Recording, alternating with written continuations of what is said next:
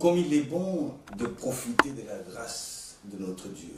Et encore, il ne suffira pas seulement d'en profiter, mais il faudrait savoir utiliser, se mettre à l'œuvre pour en bénéficier. La grâce, c'est celle de vous retrouver encore aujourd'hui, dans ce beau cadre de l'émission Je n'ai point honte de l'Évangile, dont l'hôte principal, vous le savez très bien, c'est le pasteur Philippe Joly. Bonsoir, pasteur. Bonsoir, bienvenue à tous. Ça devient un rituel, en fait, là, cette façon de nous saluer, là. C'est la convivialité que nous sommes convenus. Non, mais c'est ce que j'aime. De toute façon, j'aime beaucoup cette liberté que nous avons dans le cadre de cette émission. Ouais, ouais. J'aime beaucoup. Parce que des signes parlent aussi, c'est ça. Absolument. Absolument. D'accord, pasteur. Aujourd'hui, nous nous retrouvons encore une fois dans ce beau cadre de l'émission Je n'ai point honte de l'Évangile, avec un invité qui n'est pas là pour la première fois et que vous avez tenu à pouvoir inviter sur ce plateau en revenant pour débattre toujours des sujets que vous aviez déterminés. Et c'est long vous dire, nous nous attardons encore sur ce sujet de la nouvelle naissance. Absolument. Ben, on devrait peut-être recevoir le pasteur. Et c'est pour cela que justement, je te complète. Hein. Oui. Aujourd'hui, je veux vraiment t'aider encore dans ton travail. Tu le fais excellemment. En fait, aujourd'hui, nous recevons encore le pasteur Simon Bita, qui nous vient tout droit de Kinshasa. Il était là avec nous lors de notre première émission, dans laquelle nous avions parlé sur le sujet de l'engagement. Et il avait abordé un certain nombre de points qui nous a interpellés. C'est la raison pour laquelle nous avons souhaité encore le recevoir. Bonsoir, pasteur Simon. Bonsoir, bien-aimé. Mon pasteur. Bonsoir, pasteur. Bonsoir, bien-aimé. Je vous retrouve encore. Je suis très émerveillé de vous retrouver ici. Et donc, comme nous avions toujours, nous sommes toujours en train de cheminer sur le sujet de la nouvelle naissance, j'aurais souhaité aujourd'hui que nous puissions parler sur, disons, le rôle du Saint-Esprit dans la nouvelle naissance. Parce que nous pensons que la notion de la nouvelle naissance est primordiale, capitale. C'est une condition incontournable par rapport à la vie chrétienne. On ne peut pas commencer la vie chrétienne sans la nouvelle naissance. La nouvelle naissance est le socle, c'est la base qui permet à ce que nous débutions la vie chrétienne. Et j'aurais souhaité que dans le cadre de cette nouvelle naissance-là, nous puissions parler un peu sur le rôle du Saint-Esprit. Parce que c'est vrai qu'on parle beaucoup du Saint-Esprit. Quelquefois, les gens ne savent pas qui il est, quel est son rôle dans la vie du chrétien d'une manière générale et quel est le rôle qu'il joue d'une manière spécifique ou particulière en ce qui concerne la nouvelle naissance. Pasteur Simon, est-ce que tu peux un peu nous parler sur la personne du Saint-Esprit? Qui est cette personne du Saint-Esprit? Merci beaucoup, pasteur. Dieu soit loué. Je voudrais encore une seconde fois remercier celui qui a permis que nous puissions nous voir aujourd'hui encore, notre Seigneur Yahushua. Vous remercier aussi, et mon bien-aimé et toute l'équipe technique que j'ai encore retrouvée ce soir. Oui, la question est très bonne. Vous m'avez demandé quel est le rôle, la place du Saint-Esprit dans la nouvelle naissance. Vous savez, mon bien-aimé pasteur, la fois passée, quand nous nous sommes rencontrés sur ce plateau, je vous ai dit que ce thème est tellement vaste, costaud, et il est le fondement de notre croyance. C'est vrai, nous allons parler aujourd'hui du rôle du Saint-Esprit. Mais je crois la prochaine fois, si Dieu nous fait grâce et que vous m'appelez, ça sera avec plaisir. Nous allons commencer par le début. Par le rôle de l'eau. Parce que tout à fait, il y a le baptême de l'eau, le baptême de l'esprit et le baptême de feu. Je vous ai dit que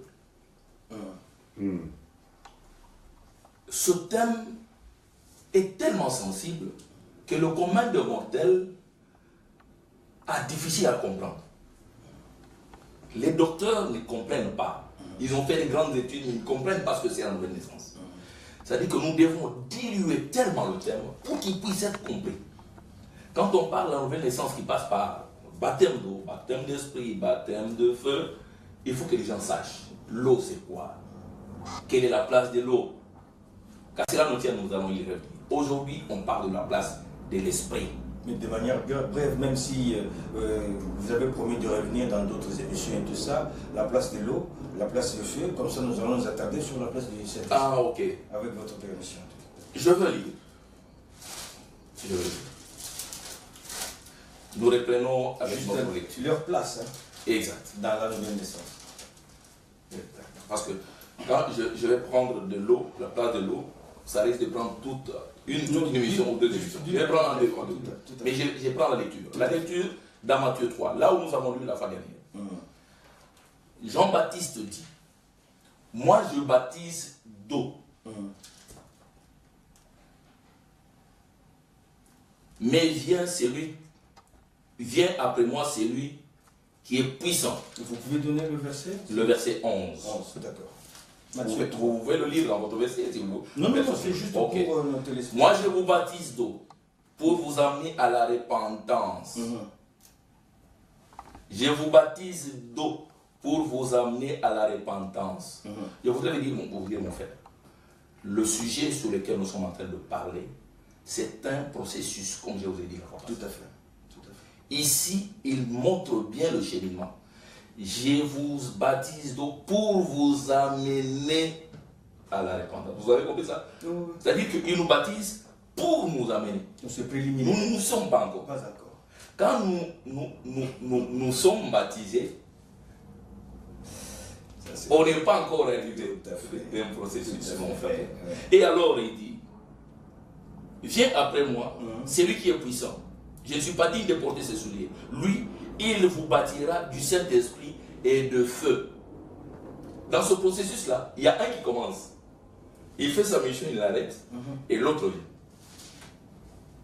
L'eau, c'est Jean-Baptiste qui amène l'eau. Et qui est Jean-Baptiste? Quelle est l'image de Jean-Baptiste? Jean-Baptiste, ce sont les pasteurs. C'est le plus grand des prophètes. Le plus grand. L'image de Jean-Baptiste aujourd'hui. Non, je ne voudrais pas encore arriver là-bas. D'accord. Jean-Baptiste, c'est le prophète. Le prophète qui nous amène à la repentance. Par l'eau. Voilà. Cette mission-là, il l'a léguée. Il l'a léguée aux pasteurs, à tous ceux-là qui ont pris mission d'aller prêcher afin de faire de toutes les nations des disciples du Seigneur. Mais pour être un disciple, il faut un processus. Ce processus commence par l'eau. C'est-à-dire il faut les baptêmes de la repentance. L'eau lave. C'est-à-dire c'est une image que la Bible nous donne, que la parole nous donne. Donc, quand quelqu'un est sale, il faut qu'il se lave. Tout à fait. Donc d'une manière brève, on a compris que l'eau nous amène vers une repentance. L'eau nous lave. Évidemment, ça c'est le rôle maintenant de... Pourquoi il nous lave? Le rôle de Parce que celui qui va faire le deuxième travail est tellement saint que la saleté ne doit pas arriver, ne peut pas arriver là où il est. Vous comprenez? Oui. C'est lui qui va faire le deuxième travail. D'accord. L'esprit et le feu. Il est saint. Oui. Avant d'arriver chez lui, il faut d'abord se laver. Il faut être propre.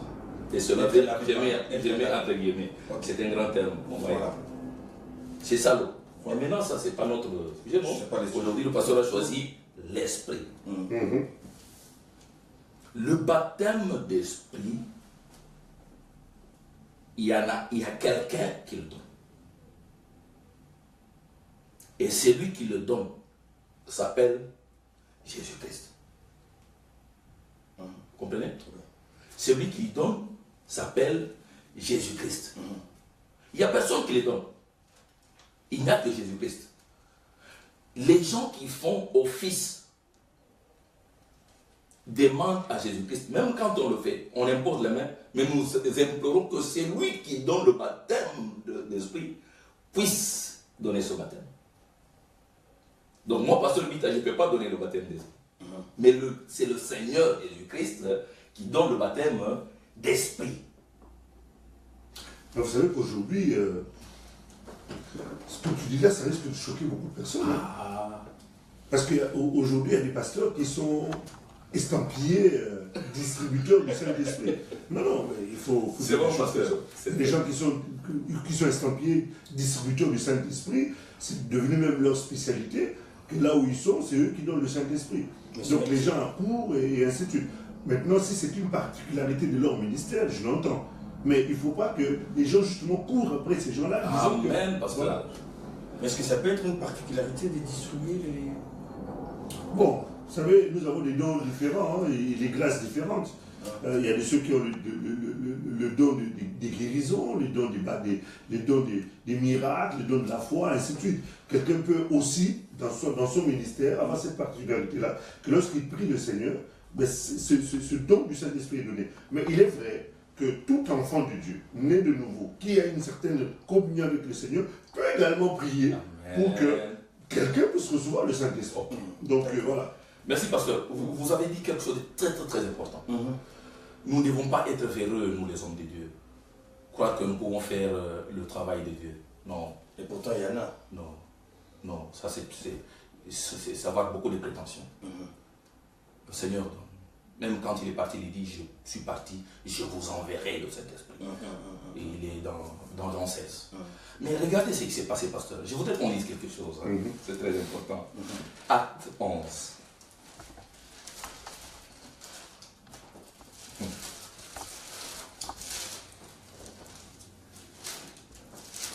Acte 11, ou plutôt 10e. Je peux commencer par le 10e et puis on va rentrer au 11e.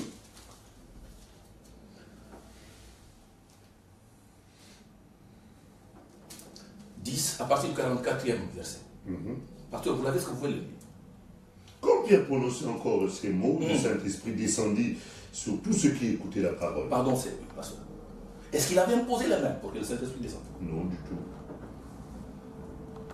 Vous voyez que c'est le Seigneur lui-même qui a vu le besoin de l'homme, comme le pasteur disait ici.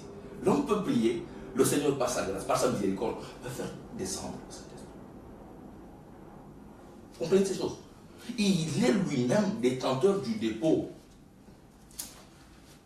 Nous sommes des mandataires, mais nous n'avons pas ce dépôt-là. C'est lui qui a le dépôt du Saint-Esprit, qui l'envoie. Lisez ce qui s'est passé. Lisez la suite, pasteur, s'il vous plaît. Ah, pardon, Vous êtes au 40, vous avez dit 44, continuez. Alors on était au... Acte 10. Acte 10, excusez-moi. Alors 44, tous les fidèles circoncis qui étaient venus avec Pierre furent étonnés de ce que le don du Saint-Esprit était aussi répandu sur les païens. Est-ce que vous comprenez ces choses-là? C'est sur qui c'est répandu? Sur les païens. Sur les païens. Mais parce que Pierre avait prié. Pierre avait prié? Et on dit, Pierre était encore en train de prier. Encore. Donc il n'avait pas encore fini. C'est là où on Il ne priait même pas. Il enseignait. Il enseignait. Il prononçait encore les paroles lorsqu'il enseignait. Ouais. Vous comprenez, pasteur? Pasteur, vous pouvez lire encore, s'il vous plaît. Continuez par le livre. Car il les entendait parler en langue et glorifier Dieu. Alors Pierre dit, peut-on refuser l'eau du baptême à ceux qui ont reçu le Saint-Esprit aussi bien que nous? Vous entendez ces choses? C'est là que c'est. Nous sommes véreux, nous les hommes de Dieu. Ce n'est pas nous qui donnons le Saint-Esprit. Vous parlez d'une manière générale? Non, je parle d'une manière. Même moi, je ne peux pas prétendre que Dieu donne le Saint-Esprit. D'accord. C'est le Seigneur qui donne le Saint-Esprit. Amen, amen. J'avais suivi une autre émission que vous avez fait avec le pasteur. Oh, j'ai aimé quand on parlait de Job. Job n'était pas comme nous. Hein. Il n'y avait pas encore la dispensation du Saint-Esprit. Ouais. Comment il a reçu toutes ces choses? La grâce est tellement merveilleuse et tellement multidimensionnelle que nous ne pouvons pas croire que nous sommes quelqu'un dans le champ des dieux. Non, Dieu est plus. C'est lui qui est quelque chose. Continuez, pasteur, s'il vous plaît. On va terminer avec... Et il ordonna qu'ils soient baptisés au nom du Seigneur, sur quoi ils prièrent de rester quelques jours auprès d'eux. Vous comprenez? Pour compléter le processus, parce que ça commence par l'eau, l'esprit et le feu. Comme le Seigneur, par sa miséricorde, a donné déjà l'esprit, et il devait faire maintenant leur travail. Automatiquement. C'est pourquoi je dis, le travail de l'eau, c'est notre travail. Nous nettoyons par la parole, nous nettoyons les gens. Ils font des cures d'âme comme nous le faisons. Ils sont maintenant dignes d'aller devant le Seigneur. Maintenant que le Seigneur puisse faire le reste. Et il envoie son esprit maintenant. Le prière que nous faisons, nous, c'est demander au Seigneur, Seigneur, que ta grâce repose sur ces gens. Oui, pasteur Bita, en vous entendant parler, le Saint-Esprit ne peut agir de la sorte d'une manière tout à fait libérale que s'il a une certaine personne. Mais alors, quelle est la personne du Saint-Esprit? Je voudrais dire quelque chose pour que nous soyons bien compris de nos frères et sœurs qui nous suivent. Le Seigneur nous demande d'imposer les mains pour que les gens reçoivent le Saint-Esprit, tout comme ils peuvent recevoir sans imposition de main, comme nous venons de le lire dans le livre d'Actes 10, parce que notre Seigneur est multidimensionnel. L'Esprit vient de lui, parce que c'est lui-même l'Esprit. Pour répondre à votre question, je voudrais qu'on lise simplement le livre de Jean, l'évangile de Jean. Au chapitre 16e, on m'avait demandé qui est le Saint-Esprit. Oui. La parole déclare, dans Jean 16, à partir du 7e verset, ou je peux commencer par 5. 5, d'accord. Oui. Maintenant, je m'en vais vers celui qui m'a envoyé. Aucun de vous ne me demande où tu vas. Mais parce que je vous ai dit ces choses, la tristesse a rempli vos cœurs. Cependant, je vous dis la vérité. Il vous est avantageux que je m'en aille. Car si je ne m'en vais pas, le consolateur ne viendra pas vers vous. Mais si je m'en vais, je vous l'enverrai. 1. Le Saint-Esprit s'appelle le consolateur. On continue. Et quand il sera venu, il convaincra le monde en ce qui concerne le péché, la justice et le jugement. C'est-à-dire, c'est un enseignant. Il va nous enseigner toutes ces choses avec exactitude pour nous convaincre. C'est-à-dire, le Saint-Esprit a plusieurs dimensions. Je peux dire, dans un terme plus clair, le Saint-Esprit a, comment on dit, a plusieurs dimensions. Mais je cherche le mot viendra. C'est-à-dire qu'il a plusieurs dispensations. Le Saint-Esprit, c'est le consolateur. Le Saint-Esprit, c'est l'enseignant. Mais si on regarde toutes ces dispensations-là, elles retombent sur une personne. Cette personne-là, c'est la personne de notre Seigneur Jésus-Christ. Justement, j'aimerais compléter en parlant de cela. Dans le livre de Jean, chapitre 14, à partir du verset 16, Hein? Jésus dit, et moi je prierai le Père. Il vous donnera un autre consolateur, afin qu'il demeure éternellement avec vous. Il dit, verset 17, l'esprit de vérité que le monde ne peut recevoir, parce qu'il ne voit point, et ne le connaît point. Mais vous, vous le connaissez, car il demeure avec vous, et il sera en vous. Alors, c'est assez étrange ici. Hein? C'est étrange. On ne le voit pas.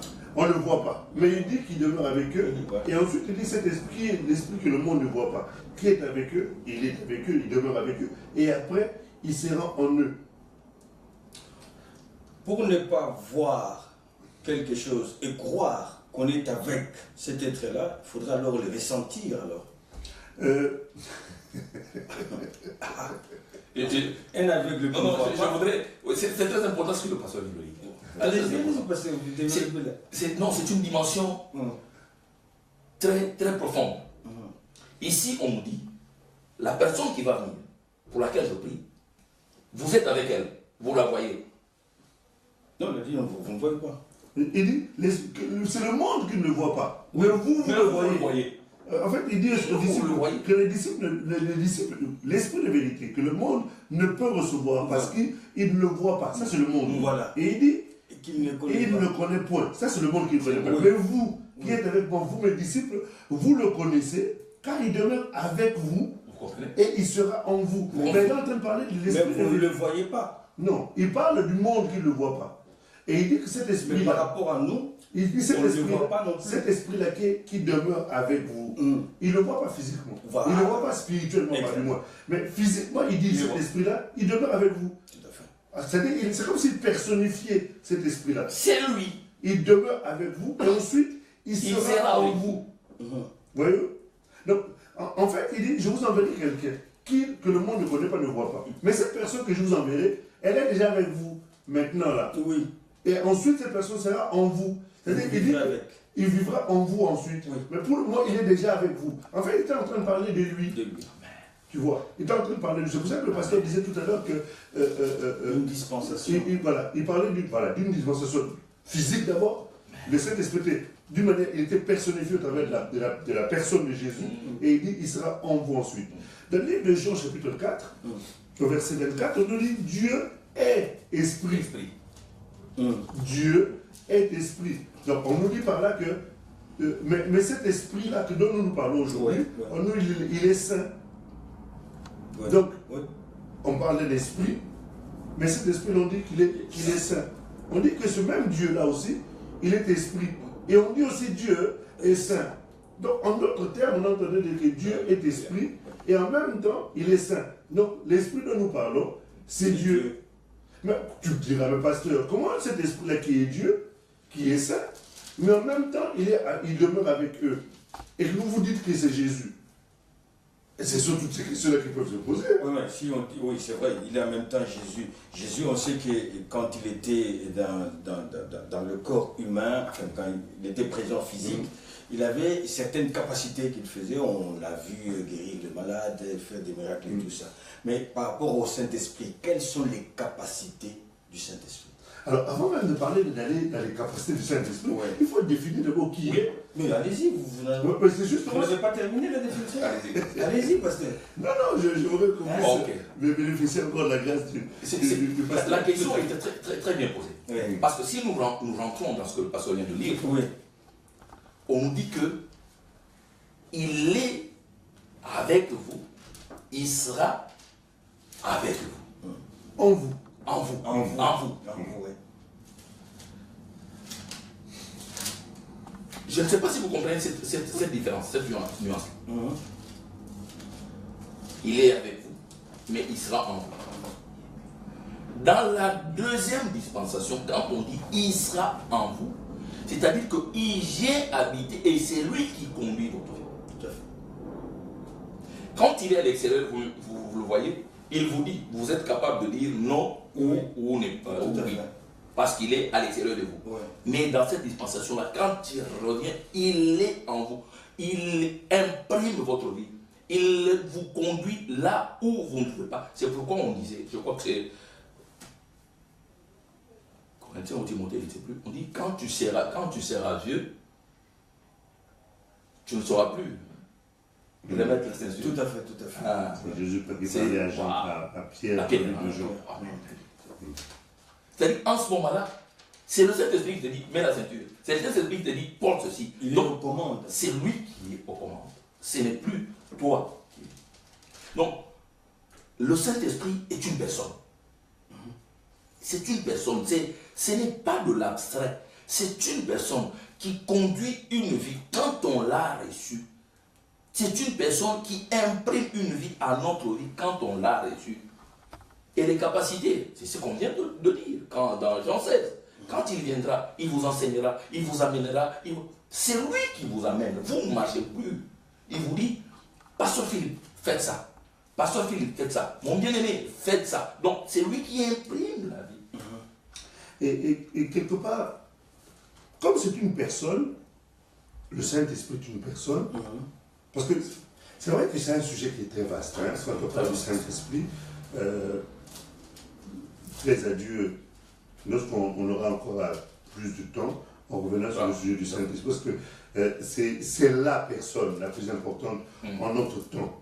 C'est le commandant suprême de l'Église de Dieu. C'est le dirigeant de l'Église, c'est le général de l'armée du Seigneur.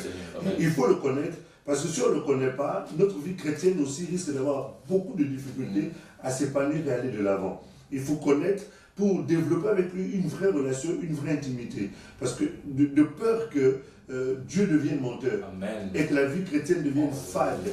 Et c'est pour ça qu'il est... Là, on aborde d'une manière un peu lapidaire l'aspect de la personne du Saint-Esprit. Mais il est vraiment important. Ouais. Allez-y, pasteur. Il est vraiment important de revenir là-dessus pour vraiment parler du Saint-Esprit sur plusieurs... Justement, vous avez raison, parce que moi, en posant la question sur la personnalité du Saint-Esprit, c'était d'abord pour le définir, afin de ramener sa personne dans les contextes de la nouvelle naissance. Absolument. Si par après qu'il vous plaise de pouvoir développer les sujets sur le Saint-Esprit, on le fera. Mais là, je voudrais vous ramener petit à petit dans le contexte du sujet phare qui est celui de la nouvelle naissance. Le Saint-Esprit, comme c'est une personne, quand nous sommes nés de nouveau, il faut que je le dise ainsi, quand nous sommes nés de nouveau, c'est cette personne-là qui nous conduit. Nous avons dit dans la première émission qu'il nous donne les capacités. Regardez un peu ce qui se passe.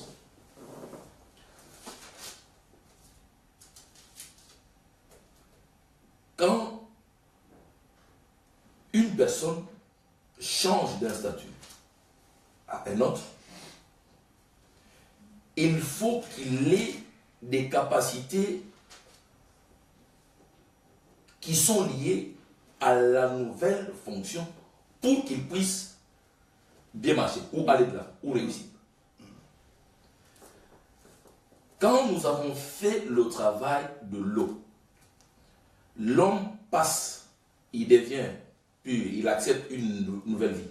Il lui faut maintenant une force pour qu'il ne puisse plus retomber à l'ancienne vie. Il lui faut quelqu'un qui lui communique chaque instant qu'il veut poser le pied, que là c'est le meilleur endroit de poser tes pieds.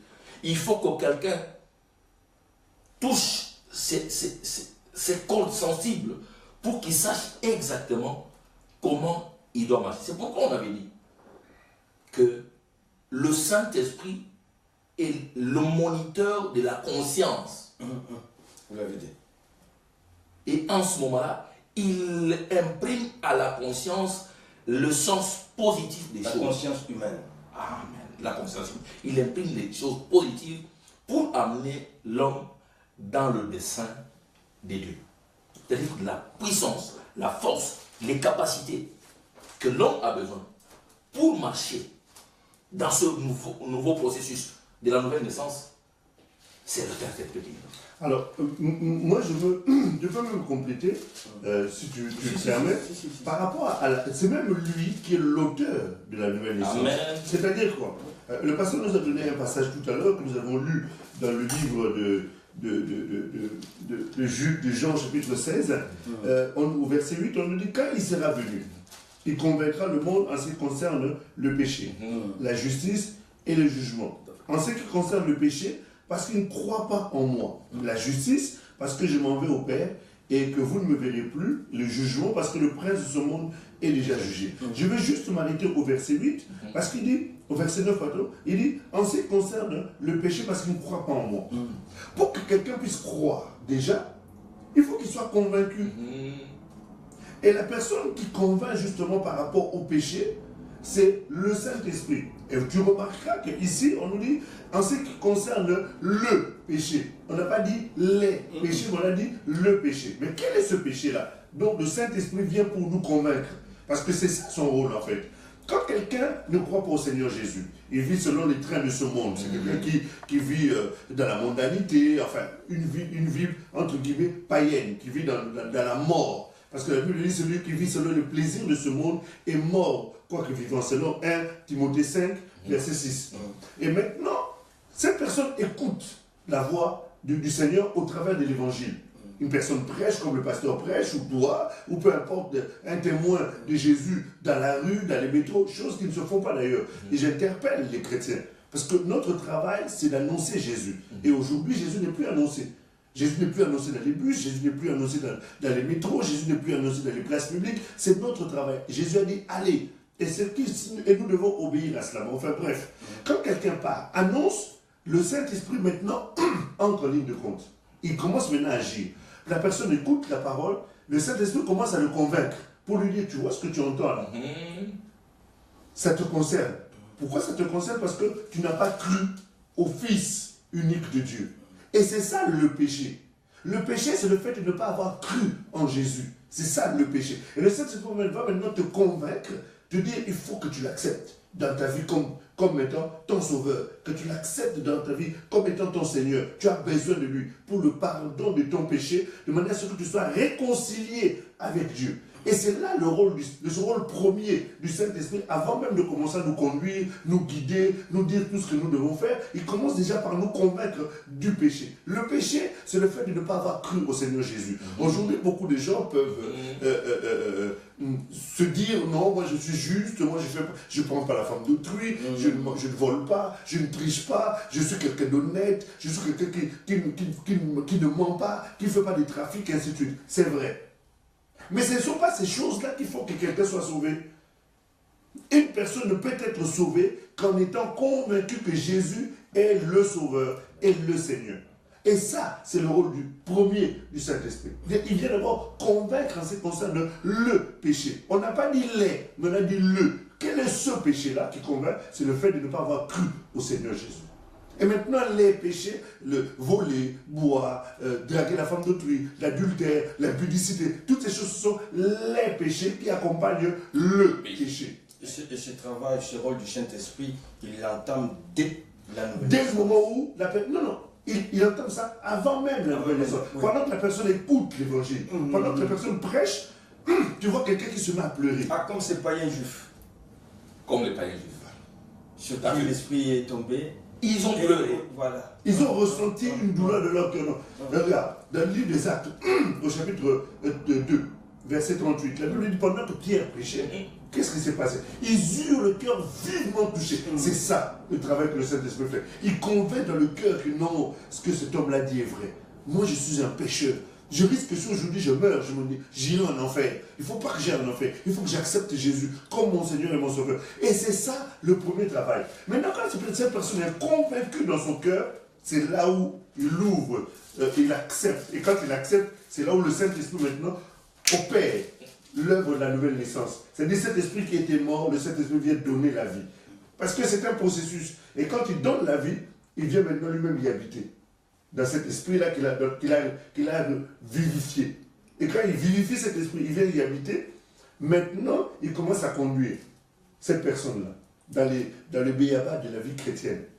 Et c'est là où le pasteur est en train de dire, il va maintenant lui dire, tu vois, ça, c'est pas bon, ça, c'est pas bon. Tu sais, cet endroit, c'est pas bon. Parce que sans quoi, la personne risque d'être un religieux. Il va venir à l'église, il n'a pas été convaincu par le Saint-Esprit, il va maintenant, le pasteur dit, ne fais pas ceci, ne fais pas cela. Devant les gens, il ne fera pas. Mais dès que les gens tournent le dos, il se met à le faire. Pourquoi? Parce que, quelque part, il n'a pas été encore convaincu en ce qui concerne la relation avec le Seigneur. Et c'est le Saint-Esprit qui, justement, permet, au travers de la nouvelle naissance, qu'il y ait une relation qui soit établie entre le Seigneur et la personne. N'est-ce pas? Mais cette relation, on l'acquiert pas automatiquement, c'est-à-dire on l'acquiert dès on croit que le Saint-Esprit est à l'œuvre, d'une manière définitive, ou bien, comme vous l'avez dit, c'est un processus. C'est au jour le jour qu'il faut. La relation s'établit au même instant. Dès le moment où quelqu'un est convaincu du péché, le Saint-Esprit convainc, il y a une relation qui s'établit entre le ciel et la terre. Et qui entretient cette relation? Maintenant, la relation va être entretenue au travers de la marche que nous allons avoir avec le Seigneur. Le Saint-Esprit va nous aider à entretenir cela, au travers justement de l'apport qu'il amène dans notre vie, par rapport aux capacités qu'il amène. Parce que, vous savez, le péché est une puissance. Le péché est une puissance. L'apôtre Paul est en train d'expliquer ça dans le livre de Romains chapitre 7. À partir du verset 14, il dit, j'aimerais faire le bien, mais je fais toujours le mal que je ne veux pas. Et quand je fais le mal, je me rends compte qu'il y a une loi qui est attachée à moi. C'est la loi du péché. Oui. Et le Saint-Esprit, justement, qui est l'esprit de vie. Dans le livre de Romains chapitre 8, à partir du verset 1, on nous montre que l'esprit de vie en Jésus nous a franchis. Il nous libère de la loi du péché et de la mort. Vous voyez, c'est que le péché est une loi. C'est une puissance qui garde l'homme captif. Et le Saint-Esprit, justement, quand il arrive, oh, alléluia. C'est pour ça qu'il est important de connaître le Saint-Esprit. C'est pour ça qu'il est important d'avoir une relation avec le Saint-Esprit. C'est pour ça qu'il est important d'avoir une marche avec le Saint-Esprit. C'est pour ça qu'il est important d'avoir une intimité avec le Saint-Esprit. Mais ça commence d'abord, son premier rôle, c'est de nous convaincre du péché. Et vous avez un mot, pasteur? J'ai un mot. Je vais donner seulement une écriture. Ouais, je vais prendre d'abord pour m'appuyer encore sur le... Justement, j'ai réagi par rapport à ça parce que je vous sentais la prière. Non, mais ça me fait tellement du bien. Allez-y. Vous savez, quand le pasteur dit que c'est un processus, c'est réellement un processus. Je vous avais dit dans le livre de Matthieu, là, Jean-Baptiste dit, pour vous amener à la repentance. Oui. C'est-à-dire que quand nous prêchons, amen, quand nous prêchons, quand la parole est une chose, cela pour amener l'homme à la repentance. Mais la personne du Saint-Esprit, Jean 16, verset 16. Nous sommes toujours là. Oui, Jean 16, 16. Ouais.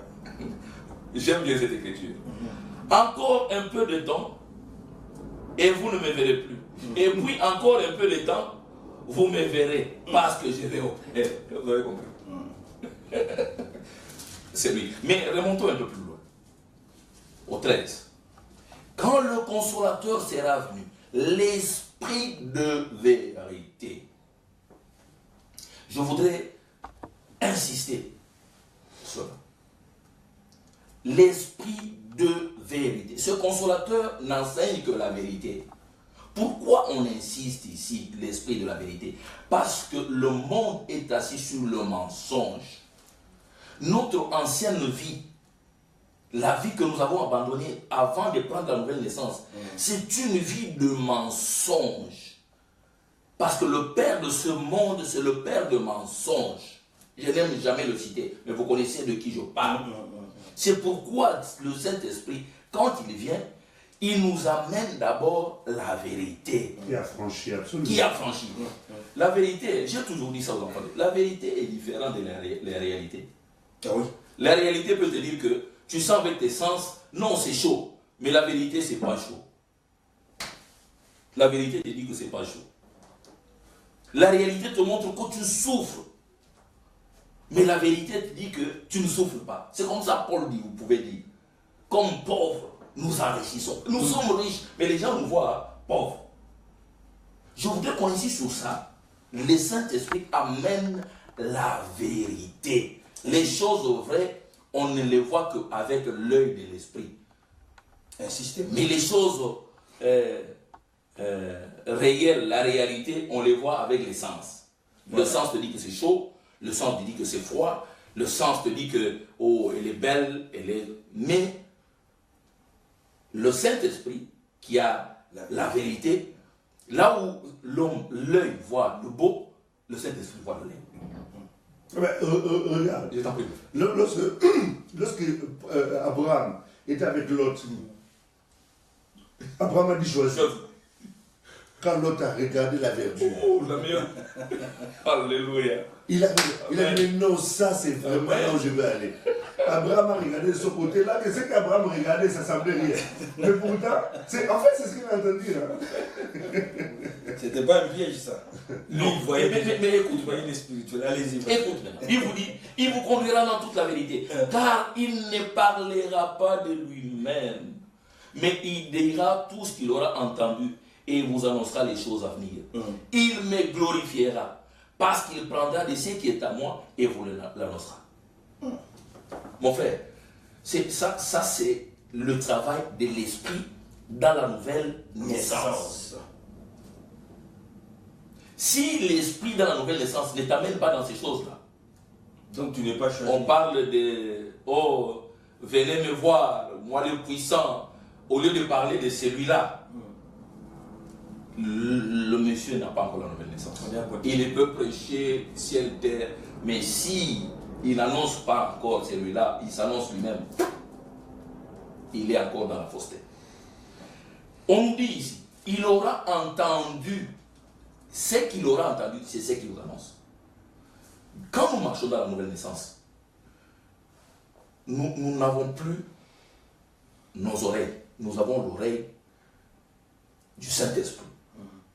Et le Saint-Esprit, c'est qui? C'est lui-même. Il prend ce qu'il dit à Jésus, il nous l'annonce. Le Saint-Esprit, c'est Jésus. C'est pourquoi il dit, si quelqu'un m'aime, il gardera ma parole. Je viendrai en lui, moi et mon Père, et nous ferons en lui notre demeure. Quand il est en toi, et les sentiments, et tout ce que tu as, ce n'est plus toi. C'est lui. C'est pourquoi le Saint-Esprit a une place prépondérante dans la nouvelle naissance. C'est plus nous qui vivons, c'est lui qui vit en nous. Vous comprenez? Et ça, c'est l'Esprit qui le fait. C'est le rôle de l'Esprit. C'est la dispensation de l'Esprit. Voilà pourquoi, si dans le processus, vous avez déjà eu l'eau, vous n'avez pas encore l'Esprit, vous n'êtes pas encore accrédité pour être dans son camp.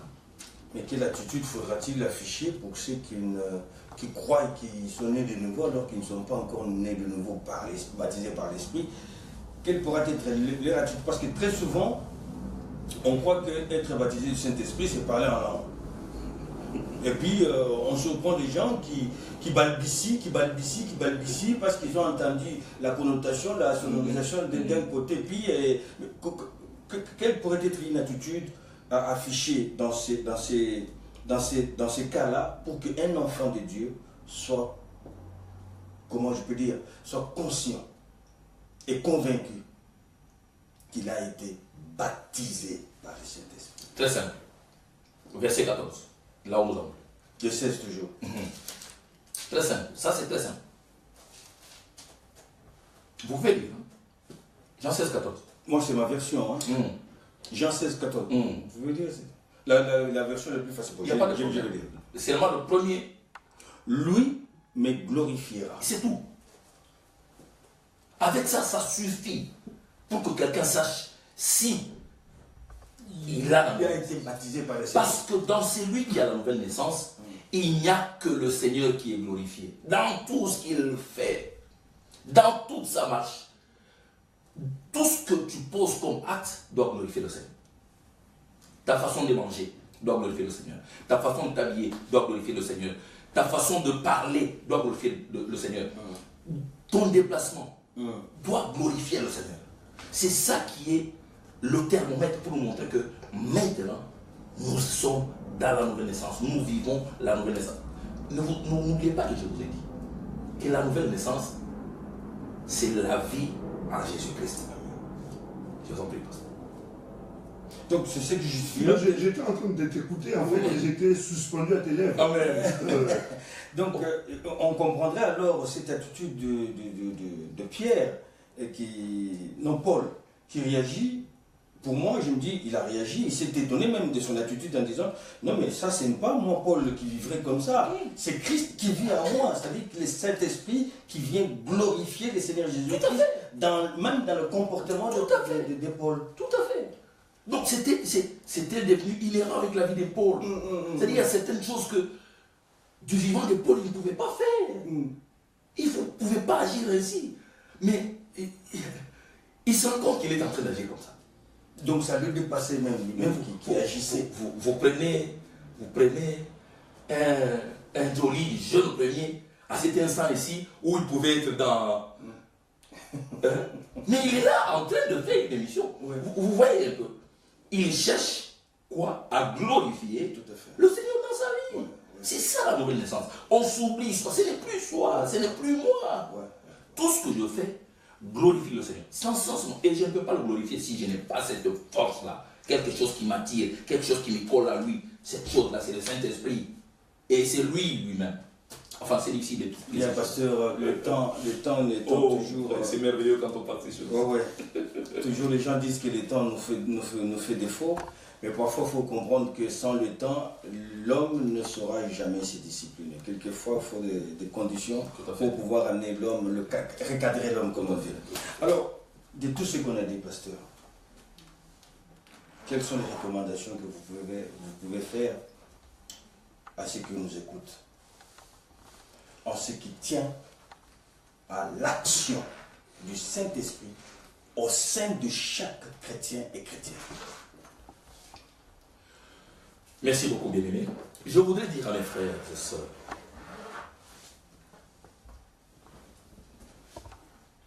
que le Seigneur, ils sont là, vous le regardez, que le Seigneur nous appelle à une nouvelle naissance. La nouvelle naissance, c'est une nouvelle vie où le spirituel prime sur le charnel, où l'esprit du conduit, c'est pas n'importe quel esprit, l'esprit de Dieu. On ne peut parler de la nouvelle naissance que si on est habité par l'esprit de Dieu. Par l'esprit de Dieu. Et c'est cet esprit-là qui nous montre la voie à suivre, où nous allons poser nos pieds. C'est cet esprit-là qui nous donne les capacités pour notre nouvelle vie. Parce que après l'esprit, les baptêmes d'esprit, vient les baptêmes de feu. Et le baptême de feu, nous ne pouvons le supporter que si nous avons les capacités, l'équipement que nous donne le Saint-Esprit, qui est le Seigneur lui-même, Yahushua Mashiach. Merci beaucoup, que Dieu vous bénisse. Merci, pasteur Simon. On voulait profiter aussi de ce temps pour que tu puisses prier pour nous et prier pour tous ceux qui nous ont écoutés. Alléluia. Dieu d'amour, Dieu de toutes choses, nous voulons te dire encore merci ce soir pour cet instant merveilleux que tu nous as donné, Seigneur, pour parler de ta parole. Nous voulons bénir encore cette émission, Seigneur, qui nous permet de toucher les cœurs de nos frères et sœurs. Nous voulons bénir, Seigneur, nos frères qui sont derrière les caméras. Nous voulons bénir les modérateurs.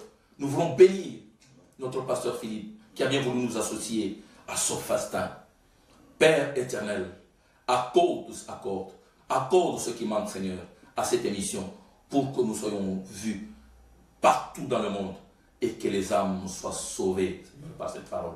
Nous prions, Seigneur, pour celui qui a écouté cette parole ce soir, afin que l'Esprit de Dieu le touche, afin que de lui donner, Seigneur, le besoin, l'envie de marcher avec toi. Marcher avec toi, c'est la nouvelle vie, c'est la nouvelle naissance, Seigneur. S'oublier soi-même, mais marcher avec toi, Seigneur. Père éternel, qu'est-ce que nous pouvons te dire? S'il permettra ta volonté que nous puissions encore nous retrouver, Seigneur, dans ce beau cadre, nous ne manquerons pas de te dire merci. Nous te disons merci, Seigneur. Sois loué, sois béni, sois glorifié aujourd'hui et pour l'éternité, dans le saint, puissant et glorieux nom de notre Seigneur Yahushua Mashiach, nous avons ici prié. Amen. Amen. Pasteur Philippe, un mot? Non, écoutez, rendez-vous lundi prochain de 20h30 à 21h30 pour la suite de notre émission, Gynécologue de l'Évangile. Nous continuons toujours sur la notion de l'engagement dans la vie chrétienne, notre notion de l'engagement dans notre marche avec le Seigneur, la notion de l'engagement dans la nouvelle naissance. Et nous essaierons, par la grâce de Dieu, d'aborder l'aspect sur la prière. Que Dieu vous bénisse. Oui, que Dieu vous bénisse. Et surtout, tous nos remerciements. Nos remerciements au pasteur Philippe, au pasteur Simon, merci beaucoup, mon frère, à toute l'équipe technique et à vous qui ne cessez de nous écrire, de nous contacter. N'arrêtez pas. Nous sommes tous dans le champ du Christ. Que Dieu vous bénisse et à lundi prochain. Merci, pasteur. Merci. C'est moi qui vous remercie. Oh, mon bien-aimé, Dieu vous bénisse. Merci.